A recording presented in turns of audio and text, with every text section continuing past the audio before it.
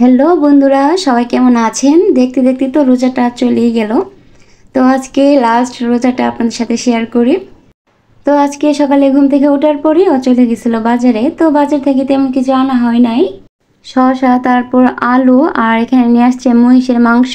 তো আজকে নাকি বাজারে মহিষ জবাই দিছিল, ওই জন্য ও মহিষের মাংসটা নিয়ে আসছে। তো মাংসটাকে আমি এখন কেটে নিচ্ছি, এটা আমি রান্না করে ফেলবো কালকের জন্য, মানে আগামীকাল ঈদের জন্য। আর এখানে কাঁচা বাজারের সাথে কিছু শুকনো বাজার করা হয়েছে, এই বাজারগুলোকেও আমি গুছিয়ে নিব। তো এখানে বাসে যেগুলো ছিল না টুকটাক এগুলো আনা হয়েছে। আর ওর গতকাল থেকে একটা আবদার ছিল আমি যেন ওকে নকশি পিঠা বানিয়ে খাওয়াই।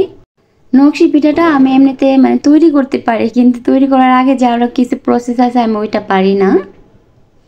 আমার আম্মা এই নকশি পিঠাটা খুবই সুন্দর করে বানায়, মানে বানায় বলতে প্রসেসটা এরকমভাবে করবে পিঠাটা অনেক নরম হয় আর সফট হয় আর কি। আমাদের বিয়ের পর আম্মা ওকে এই পিঠাটা মানে অনেক বেশি বানিয়ে খাওয়াইছে, আর এই পিঠাটা ওর খুব প্রিয় এই জন্যে।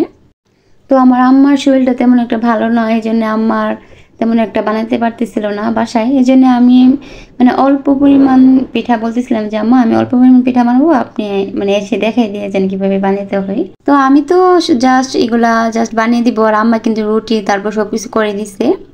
আর আমি পিঠাটা বিয়ের আগ থেকে পারি, মানে পারি বলতে আমার আম্মা বানাইতো, আমি বসে বসে দেখতাম, এভাবে শেখা হয়েছে আর কি। এই পিঠাটা আরো সুন্দর হয় খেজুরের কাঁটা দিয়ে, কিন্তু খেজুরের কাঁটা এখন কোথায় পাবো, এই জন্য সুই তারপর টুথপিক এগুলা দিয়ে বানাচ্ছি। আমরা বাঙালিরা যত ধরনের পিঠা খাই, কিন্তু আমার কাছে মনে হয় এই পিঠাটা সবচেয়ে বেশি কঠিন। এই পিঠাটা বানাইতে যেমন কষ্ট, তার চেয়ে দ্বিগুণ কষ্ট হলো বাছতে গেলে। এটা মানে চুলার আঁচটা বেশি বাড়িয়ে দিলে পুড়ে যায়, আবার কমিয়ে দিলে হয় না, এমনভাবে ভাজা লাগে আর কি। এই পিঠাটা যেহেতু ডুবা তেলে ভাজা হয়, এটা তো আমি ভুলও পারবো না মানে ভাজতে আর কি। আর যেহেতু এটা আমি কখনো ভাজি নাই, এই পিঠাগুলো আমার আম্মাই ভাজবে, আর আমি আমার মা ছাড়াও চল, আমার মা যদি আমার কাছে না থাকতো আমি অনেক কাজই পারতাম না। একটা মেয়ে কিন্তু কাজ শেখে তার মায়ের কাছ থেকে বা তার শাশুড়ির কাছ থেকে। আর আমি যেহেতু আমার শাশুড়ির কাছে সবসময় থাকতে পারি না, এই জন্য আর শাশুড়ির কাছ থেকে তেমন কিছু শেখা হয় নাই। আর এখন মার কাছ থেকে তারপর ইউটিউব থেকে অনেক কিছু শেখা হয়ে যাচ্ছে আর কি। একবার কি হয়েছিল, আমার আম্মা গেছিল আমার নানা বাড়িতে। তো নানা বাড়িতে যাওয়ার পর ওর হঠাৎ করে আমার ইচ্ছা করতেছিল নকশি পিঠা খাবে। তো আমি তো নকশি পিঠা পারি না, মানে আমি জাস্ট এই ফুলগুলো তুলতে পারি এগুলাই আর কি, আর এমনিতে প্রসেসটা পারি না। কিন্তু ও আমাকে এভাবে বলতেছিল যে না, আমি ইউটিউব থেকে দেখা হলো ওকে বানিয়ে খাওয়ানোর জন্য, ও আমাকে সাহায্য করবে।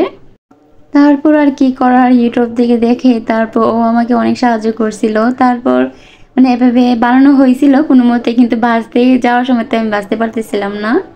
তারপর ও আমি মিলে অনেক কষ্ট করে ভাজছি, কিন্তু ভাজার সাথে সাথে আমার হাতে অনেক দূরে পড়ে ফেলছিলাম। আজকে আমার বই যাওয়াটা করতে একটু সমস্যা হচ্ছিল, কারণ কালকে যেহেতু ঈদ, তো বিভিন্ন মসজিদে মানে মাইকিং করতেছিল, তারপর বাজি ফোটাচ্ছিল আশেপাশে মানে ছেলেরা।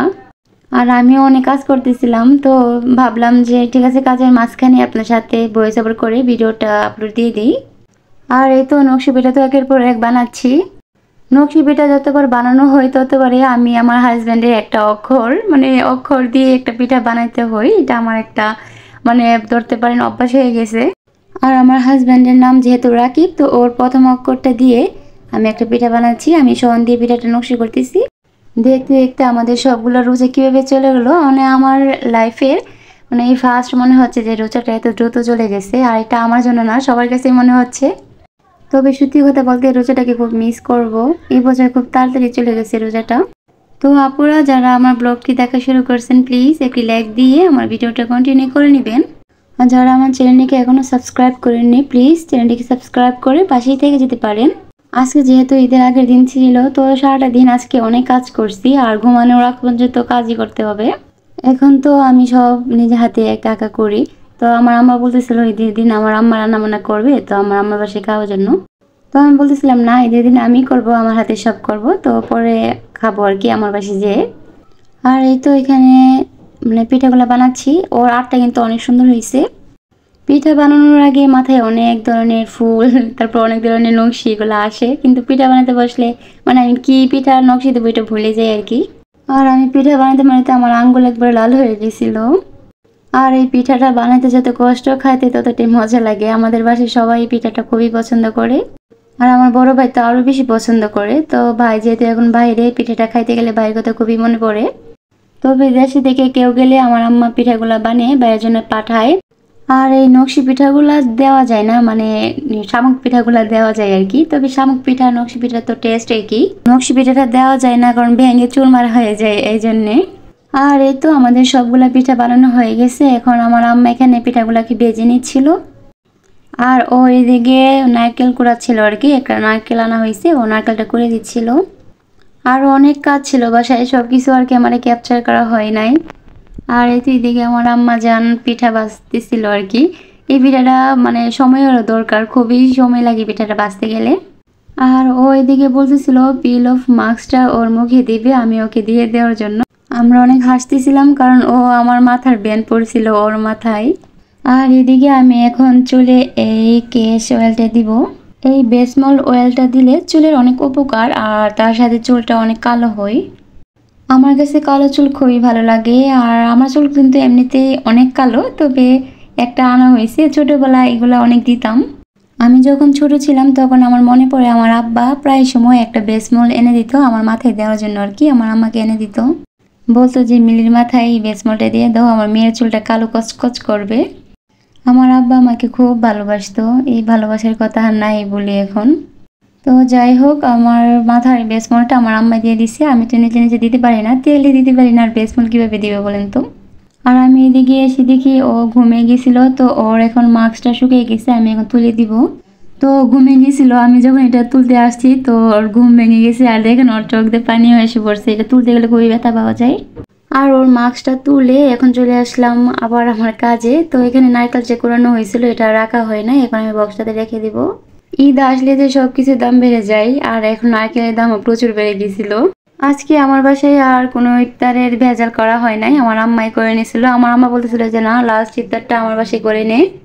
আর প্রথম ইফতারটা আমার বাসায় করা হয়েছিল, লাস্ট ইফতারটা আমার বাসা থেকে শেষ করা হয়েছে আর কি। আর আমার পিঠাগুলো তো এখন সবগুলো ভাজা হয়ে গেছে। আর আমার আটটা কত সুন্দর হয়েছে দেখছেন, এখানে সবগুলো পিঠা কিন্তু আমিই কাটছি। পিঠাগুলো ভাজার পর এখন ঠান্ডা হয়ে গেছে, এখন আমি এই বক্সটাতে রেখে দিব তুলে। পিঠাগুলো রেখে তারপরে চলে যাব উপরে আমার আম্মার বাসায়, দেখা যাক আমার আম্মা কি করে। আর এই তো আমি চলে আসলাম, এসে দেখি আম্মা তরমুজ কাটতেছিল, অনেক বড় একটা তরমুজ আনা হয়েছে। আমার আম্মা সব নিজের হাতে আজকে করছে ইফতার। অনুষ্ঠানের মধ্যে এসে আমি একটু হেল্প করি, তো আমি আসার পরে এখানে লেবু শরবতটা করে নিলাম। আর আজকে নকশি পিঠা বানাইতে অনেক সময় লাগছিল, প্রায় সকালে বসা হয়েছে 3টা বাজে, মানে ভাজা টাজা শেষ করতে আর কি। পিঠা কিন্তু তেমন একটা বানানো হয় নাই, জাস্ট মানে 1 কেজি চাউলের গুঁড়ার পিঠা বানানো হয়েছে, অল্প পিঠাই হয়েছে, তবু অনেক সময় লাগছে। আর এই তো এখন আম্মু তো সবকিছু বানিয়ে নিছে, এখন আমি সবকিছু মানে রেডি করতেছিলাম। আমরা আজকে নিচে মানে পাটি বিছিয়ে তারপর সব ইফতারটা করব। আজকে শেষ ইফতার, জানি না আবার আগামী বছর এই রমজানে ইফতার করতে পারবো কিনা, আল্লাহ বাঁচিয়ে রাখবে কিনা আমাদেরকে। আর এই তো এখন ইফতার করে তো সন্ধ্যার পরে আর কি ও না হঠাৎ করে এসে বাসায় ঘুমিয়ে গেছিল। তো ঘুমানোর পরে তো আমি সুযোগ পেয়েছি, ভাবলাম যে ওকে একটু মেহেদি দিয়ে দিই। আর ঘুমন্ত মানুষকে মেহেদি দেওয়াটা খুবই কষ্টকর, আজকে দিয়ে যা বুঝলাম আর কি। কিন্তু ঘুমন্ত মানুষকে সাজাতে তেমন কষ্ট হয় না, মুখ সাজাতে। ও প্রায় সময় ঘুমিয়ে থাকলে আমি ওকে মেয়ে সাজাই। আমাদের বিয়ের পর ওকে আমি প্রায় সময় মানে সাজিয়ে তারপর মেয়ে সাজাতাম। তবে এখন কয়েক মাস ধরে করা হয় না, এগুলা টিকটক আছে। আমি যখন ওকে মেয়ে সাজি তখন আমি এগুলো টিকটক করে রেখে দিই স্মৃতি হিসাবে আর কি।